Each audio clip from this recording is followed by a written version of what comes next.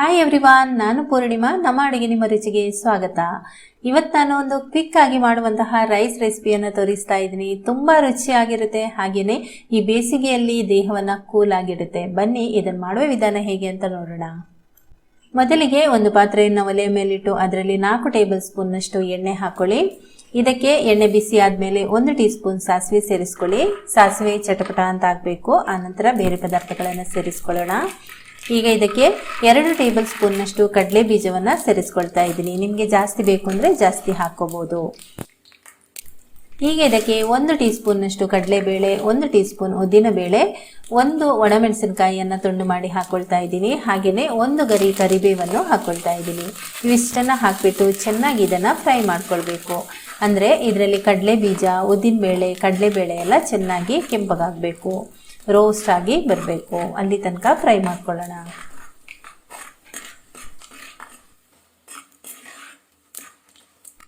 ನೋಡಿ, ಈಗ ಇದರಲ್ಲಿ ಕಡಲೆಬೇಳೆ, ಉದ್ದಿನಬೇಳೆ ಎಲ್ಲ ಚೆನ್ನಾಗಿ ಫ್ರೈ ಆಗಿದೆ. ಈಗ ಇದಕ್ಕೆ ನಾನು 2 ಈರುಳ್ಳಿಯನ್ನು ಸಣ್ಣದಾಗಿ ಹೆಚ್ಚಿ ಹಾಕ್ಕೊಳ್ತಾ ಇದ್ದೀನಿ.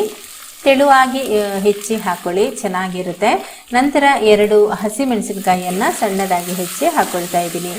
ಈಗ ಈರುಳ್ಳಿ ಮತ್ತು ಹಸಿಮೆಣಸಿನಕಾಯಿ ಚೆನ್ನಾಗಿ ಇದರಲ್ಲಿ ಫ್ರೈ ಆಗುವವರೆಗೆ ಮಿಕ್ಸ್ ಮಾಡ್ಕೊಳ್ತಾ ಇರಿ. ಈ ಥರ ಒಂದು ಸ್ವಲ್ಪ ಗೋಲ್ಡನ್ ಕಲರ್ ಬರುತ್ತಲ್ವ ಈರುಳ್ಳಿ, ಅಲ್ಲಿ ತನಕ ಫ್ರೈ ಮಾಡ್ಕೊಳ್ಳಿ. ಈಗ ನೋಡಿ, ಚೆನ್ನಾಗಿ ಈರುಳ್ಳಿ ಎಲ್ಲ ಫ್ರೈ ಆಗಿದೆ. ಈಗ ಇದಕ್ಕೆ ನಾನು ಮಸಾಲೆಗೆ ಬೇಕಾಗುವಷ್ಟು ಉಪ್ಪು ಸೇರಿಸ್ಕೊಳ್ತಾ ಇದ್ದೀನಿ. ಅನ್ನ ಬೇಯಿಸುವಾಗ ನೀವು ಉಪ್ಪು ಹಾಕಲಿಲ್ಲ ಅಂದರೆ ಇವಾಗಲೇ ಅನ್ನಕ್ಕೆ ಕೂಡ ಸೇರಿಸ್ಕೊಂಡು ಉಪ್ಪನ್ನು ಸೇರಿಸ್ಕೊಳ್ಳಿ. ನಂತರ 1/4 ಟೀ ಸ್ಪೂನಷ್ಟು ಇಂಗಿನ ಪುಡಿಯನ್ನು ಸೇರಿಸ್ಕೊಳ್ತಾ ಇದ್ದೀನಿ. 1/4 ಟೀ ಸ್ಪೂನಷ್ಟು ಅರಿಶಿನ ಪುಡಿಯನ್ನು ಸೇರಿಸ್ಕೊಳ್ತಾ ಇದ್ದೀನಿ. ನಂತರ 1/2 ಕಪ್ನಷ್ಟು ತೆಂಗಿನ ತುರಿಯನ್ನು ಸೇರಿಸ್ಕೊಳ್ತಾ ಇದ್ದೀನಿ. ತೆಂಗಿನ ತುರಿ ನೀವು ಬೇಕಾದರೆ ಸ್ವಲ್ಪ ಕಡಿಮೆ ಹಾಕೋದಾದರೆ ಕಡಿಮೆ ಕೂಡ ಹಾಕೋಬೋದು. ಆದರೆ ತೆಂಗಿನ ತುರಿ ಜಾಸ್ತಿ ಹಾಕೋದ್ರಿಂದ ರುಚಿ ತುಂಬ ಚೆನ್ನಾಗಿರುತ್ತೆ. ಈಗ ಇದನ್ನು 2 ರಿಂದ 3 ನಿಮಿಷ ನಾವು ಚೆನ್ನಾಗಿ ಫ್ರೈ ಮಾಡ್ಕೊಳ್ಬೇಕು. ಅಂದರೆ ಈ ತೆಂಗಿನ ತುರಿ ಚೆನ್ನಾಗಿ ಫ್ರೈ ಮಾಡಲಿಲ್ಲ ಅಂದರೆ ನಾವು ಅನ್ನ ಎಲ್ಲ ಮಿಕ್ಸ್ ಮಾಡಿದ ಮೇಲೆ ಅದನ್ನು ಜಾಸ್ತಿ ಹೊತ್ತು ಇಡ್ಲಿಕ್ಕೆ ಆಗೋದಿಲ್ಲ. ಒಂದು 2 ರಿಂದ 3 ನಿಮಿಷನಾದರೂ ತೆಂಗಿನ ತುರಿಯನ್ನು ಚೆನ್ನಾಗಿ ಫ್ರೈ ಮಾಡ್ಕೋಬೇಕು. ಒಂದು 2 ನಿಮಿಷ ಆದಮೇಲೆ ತೆಂಗಿನ ತುರಿ ಚೆನ್ನಾಗಿ ಫ್ರೈ ಆಗಿದೆ. ಈಗ ಗ್ಯಾಸ್ ಆಫ್ ಮಾಡ್ಕೊಳ್ತಾ ಇದ್ದೀನಿ. ಈಗ ಇದಕ್ಕೆ 1/2 ನಿಂಬೆ ರಸವನ್ನು ಹಾಕ್ತಾ ಇದ್ದೀನಿ. ಅಂದರೆ ಮೀಡಿಯಂ ಗಾತ್ರದ ನಿಂಬೆಯಲ್ಲಿ 1/2 ಗಾತ್ರದಷ್ಟು ಅದರ ರಸವನ್ನು ತೆಗೆದಿಟ್ಟು ಅದನ್ನು ಹಾಕ್ಕೊಳ್ಳಿ. ನಂತರ ಸ್ವಲ್ಪ ಕೊತ್ತಂಬರಿ ಸೊಪ್ಪನ್ನು ಕೂಡ ಸೇರಿಸ್ಕೊಳ್ಳಿ. ನಿಮಗೆ ಹುಳಿ ಜಾಸ್ತಿ ಬೇಕು ಅಂತಿದ್ದರೆ ಜಾಸ್ತಿ ನಿಂಬೆ ರಸವನ್ನು ಕೂಡ ಸೇರಿಸ್ಕೊಳ್ಬೋದು. ಚೆನ್ನಾಗಿ ಒಂದು ಸರ್ತಿ ಮಿಕ್ಸ್ ಮಾಡ್ಕೊಳ್ಳೋಣ. ಈಗ ಇದಕ್ಕೆ ಮಾಡಿಟ್ಟಿರುವಂತಹ ಅನ್ನವನ್ನು ಸೇರಿಸ್ಕೊಳ್ತಾ ಇದ್ದೀನಿ. ಇದರಲ್ಲಿ ಸುಮಾರು 2 ಅಥವಾ 3 ಜನರಿಗೆ ಆಗುವಷ್ಟು ಇದರಲ್ಲಿ ಅನ್ನ ಇದೆ. ಚೆನ್ನಾಗಿ ಇದನ್ನು ಕಲಸ್ಕೊಳ್ಳೋಣ. ಚೆನ್ನಾಗಿ ಮಸಾಲೆ ಎಲ್ಲ ಅನ್ನಕ್ಕೆ ಸೇರಬೇಕು.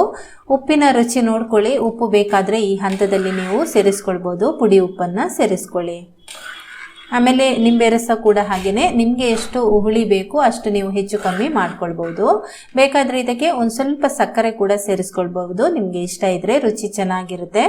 ಓಕೆ ಫ್ರೆಂಡ್ಸ್, ಈ ಒಂದು ರೆಸಿಪಿ ನಿಮಗೆ ಇಷ್ಟ ಆಗಿದ್ರೆ ಒಂದು ಲೈಕ್ ಮಾಡಿ. ತುಂಬ ಈಸಿಯಾಗಿ ಬೇಗ ಮಾಡುವಂತಹ ರೆಸಿಪಿ. ವಿಡಿಯೋನ ಶೇರ್ ಮಾಡಿ, ಹಾಗೆಯೇ ಕಮೆಂಟ್ ಮಾಡಿ. ಚಾನಲ್ಗೆ ಸಬ್ಸ್ಕ್ರೈಬ್ ಆಗಲಿಲ್ಲ ಅಂದರೆ ದಯವಿಟ್ಟು ಸಬ್ಸ್ಕ್ರೈಬ್ ಮಾಡ್ಕೊಳ್ಳಿ. Thank you.